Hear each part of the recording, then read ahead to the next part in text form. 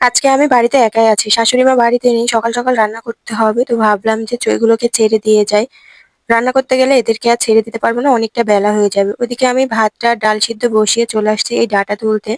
প্রতিদিনের মতো আজকেও সকাল, সকাল মাছ আসছে। তবে কাটতে যাইনি। কারণ রান্না করতে অনেক দেরি হয়ে যাবে। একটা মাদ্রাসার ছেলে আসছে খেতে। তো ওকে সময় মতো খাবার দিতে হয়। তো মাছ কাটতে গেলে অনেক দেরি হয়ে যাবে। তার জন্য ভাবলাম আগে রান্নাটাই কমপ্লিট করে নিই। তো ওদিকে রান্না শেষ করে চলে আসছি এইবার মাছ কাটতে। সকালের বাসির কাজ আমার কোনটাই করা হয়নি। দুঃখের বিষয় যে ছেলের জন্য আমি এত তাড়াহুড়ো করে রান্না করলাম সে ছেলেই আসেনি খেতে। মাছগুলো কেটে কুটে পরিষ্কার করে ফ্রিজে রেখে দিলাম। এখন আর রান্না করব না, বিকেলে রান্না করব।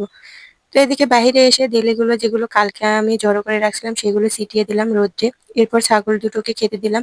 এদের রসুনের চোচা ছাড়া আর কোনো খাবারই নেই। এরপরে কিছু কাপড় কাচা ছিল সেটাও কেচে পরিষ্কার করে সারাদিন ধরে আমি এই পিঠাগুলো বানিয়েছি।